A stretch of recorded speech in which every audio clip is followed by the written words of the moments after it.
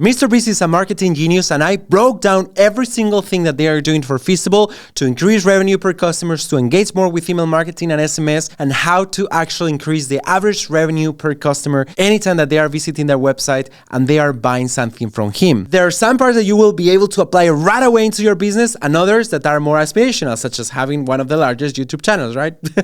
So anyway, this video is going to be very packed. It took me a while to record it, and you will learn tons of things. So actually, let's start with the beginning. MrBeast realized that in order to produce and create content, he needed to find new sources of revenue, because there are not so many companies in this world that can pay consistently millions of dollars to sponsor his videos. So he decided, why not I create a product that I can sell to my audience / kids, because most of his audience is actually younger kids, and then I can actually use that in every single content and every single piece. This is something that we can, of course, steal, because if you are creating an e-commerce brand or you are having a SaaS business, whatever, you can be your own customer, use your tool, and tell every single person in this planet. And that's exactly what MrBeast is doing. For generating demand, obviously, he's strong on social media and content creation, so that's his #1 acquisition channel, but I will tell you later, because there is more that they actually unlock recently and they are working really well. So one is product placement, and every single video he consistently shares why they should try Feastables, and they are actually adding that into the conversation. Early on, when nobody knew about Feastables, one genius thing that they did was actually this kind of sketches against Hershey's. This is such an awesome idea, because early on it's like, why should I try Feastables if I don't even know I love Hershey's, or Hershey's is like a brand that they want to outlash, right? So they started to create these kind of videos. I need you to pick either a Feastables bar or a Hershey's bar.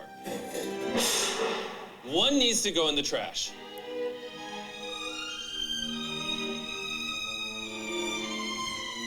There we go! And by the way, this guy is actually Mac, which is one of his head of production / editor, and everything that they are doing here is such a marketing geniuses, because one, if you are a Hershey's lover, you're gonna complain, or you're gonna get annoyed, or you are gonna be like, oh, maybe I should give it a shot. And B, it's putting MrBeast Feastables into the conversation immediately, and he has done this consistently with Lunchly as well, that we are gonna see later in the video.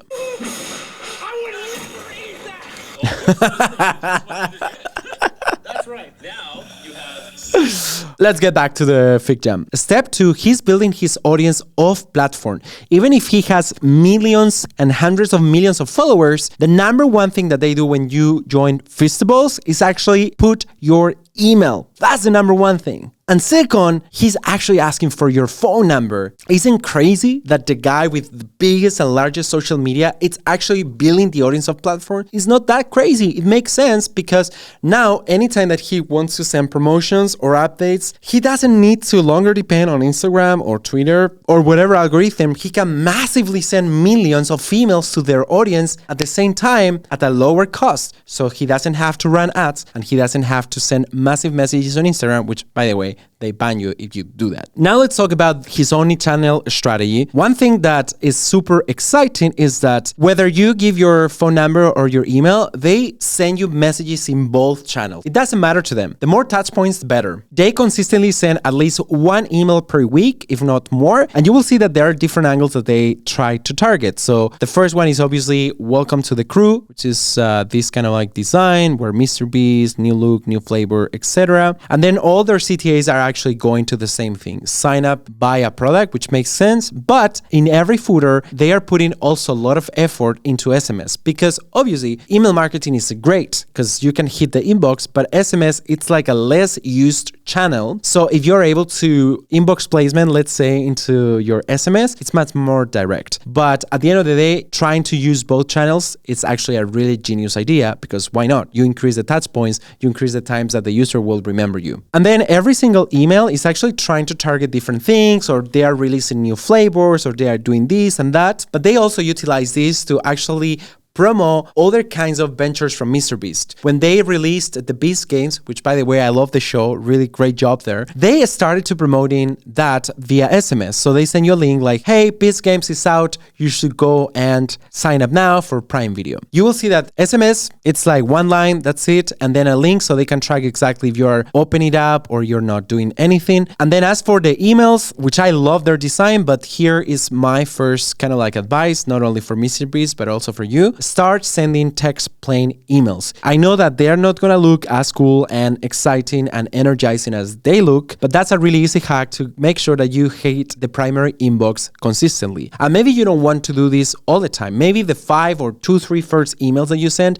is actually text plain, and then you, for certain promos or videos, etc., you start sending like more highly designed emails. But if you see iOS, Gmail, all this anti-spam filters, right now it's becoming harder and harder and harder to get into the primary inbox unless you flip the equation and start sending emails that feels human, natural, and much more valuable to your audience. Okay, now, as for automations, here's another pending subject because the only ones that I was able to found is actually the cart abandon, which is a very classic one in e-commerce. So if you added something into your basket but never complete the purchase, they follow up with email or they follow up with SMS. Actually, this time I only got emails from this, so I'm not sure if their CRM or whatever they are using, it was not plugged with my SMS number, because I feel like if you spray into both channels, probably you have a higher chances to increase 5-10% more the sales on these. But yeah, that's pretty much what they do. In my opinion, they can do much more. So for example, start upselling other kinds of products, cross-selling, try to figure out different automations where based on the life cycle of your client and where they are in the buying purchase, maybe in one email, you share why the MrBeast chocolates are healthy for you. Or on another email, you actually share more about the company, why you build it, all the good things that you are doing with NGOs and sustainable chocolate raised. Lastly, on this omni-channel part is that I wasn't able to find any paid ads that MrBeast is doing. So I believe that basically why he's going to do that, right?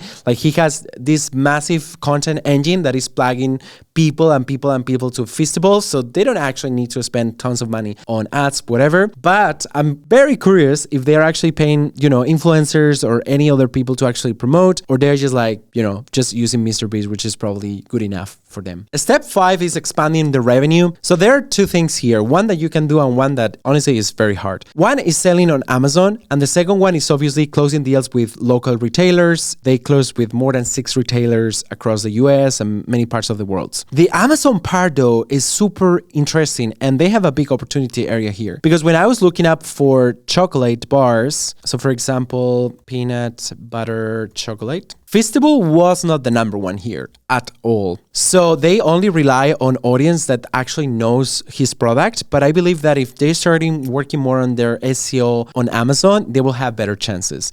As for you, honestly, if you're selling products online, Amazon is such a life hack. Of course, I don't know if the commissions are 20-30% or something like that, which is kind of like similar what you would be paying an affiliate program. But the amount of exposure, businesses, and new clients that if you do a really good SEO, Amazon can bring you, it's just like insane. And it's one of those untapped channels that many people, they don't actually use because they are like, oh, I want to use my primary distribution channel, which is my website or my Shopify e-commerce, but using Amazon is actually an interesting thing to try. As for the retailers, let's think about MrBeast ICP, right? So they are like kids where the access to the credit cards are super limiting. So anytime that I want to buy a chocolate, I need to ask my parents like, hey, please, can you give me your credit card? I want to buy the chocolate from MrBeast. So in order to remove that friction point into the buying process, they actually bring this to retailers. So in that case, you are going to with your mommy or your dad and you're buying something. I mean, it's like, oh mom, please, can you buy me the chocolate? So that way they are actually increasing the exposure and how many times I'm going to see this chocolate. And it happens to me many times. Like I've saw MrBeast videos so many times. I went to the supermarket every single day. I saw Feastables, and one day I'm like, okay, let me give it a try. So I'm sure with this retailer part, they increase 5-10x times, if not more, their actual revenue. As for customer feedback, one thing that I truly like about MrBeast is that he's so obsessed with analytics, and there are multiple ways where they can obtain this information. So his YouTube channel, I'm sure, is the #1 business analyst source, because literally you can go there and know exactly where is people watching your videos, and that's so easy to map it up into, okay, let's sell the chocolates over there. But one thing that they do is actually asking their audience, where should we sell our bars next? So you can come to their website, click on vote, put the address of the location that you want them to sell, and vote. And that way, MrBeast sales team, they can actually figure out, okay, which new markets we should actually open it up. In my opinion, this will probably not be as relevant as the YouTube analytics on his videos, but it's definitely awesome because you are creating a community feeling around your brand. As for upselling and making more money, this is such a brilliant idea. So MrBeast is doing at least 2 things here to increase the average revenue per customer. One is dropping exclusive time limit drops. The MrBeast briefcase contains chocolate as well as the toys. And this is such a brilliant idea because if I'm a person that I don't know that MrBeast created toys, because it creates a mentality on your customers, which is like, oh, what's new? MrBeast is gonna drop. And maybe I just only buy chocolate, but now I see the figures, so now I can buy both. So brilliant idea. And the second thing that they are doing is obviously keep expanding Feastables into other sort of product placement. So they launched Lunchly with Prime. Lunchly is such a brilliant idea because, again, if we talk about the MrBeast ICPs, instead of going to their parents and be like, can you please buy me Feastables? Now they can tell them, hey dad, can you please buy me Lunchly so every day at school I can eat my chocolate, my Prime, and my sandwich, which by the way, I don't think is super healthy. To conclude this video, I'm also gonna share with you one thing that I'm not sure why MrBeast is not actually doing this, which is basically recurrent purchases. Right now, if you actually try to buy one Feastable chocolate, at least on this website, I can add to the bag, but I cannot create a recurrent purchase with this. How cool could it be like, hey, every month deliver 10 bars of Feastables at home or 5 bars of Feastables? But one thing that they truly do really great is the bundles. So then, you come here, you see so many different chocolate bars. Now with the samples, you can actually try them out without buying like a whole package, which is a really great way to remove friction into your customers. And the last thing that I want to conclude is that beyond all of these metrics and revenue, one thing that MrBeast is doing a really awesome job is actually creating a brand and a story around every single product that he puts out there. In the case of Feastables, they are putting so much money into raising fair chocolates and protecting that and paying like different organizations to actually make that happen. And that's something that is awesome because it's giving more arguments to your customers to buy your product because they know that by buying your product, you will do great in the world. So again, if this is helpful and you want to get this template from MrBeast, just put a comment in this content. And if you have any questions, just feel free to reach out to me. If you're looking for a really simple to use email marketing product with automation, sign up for Sutools.ai today. You get a free trial. It's my product. Just give it a shot. You will like it. Ciao.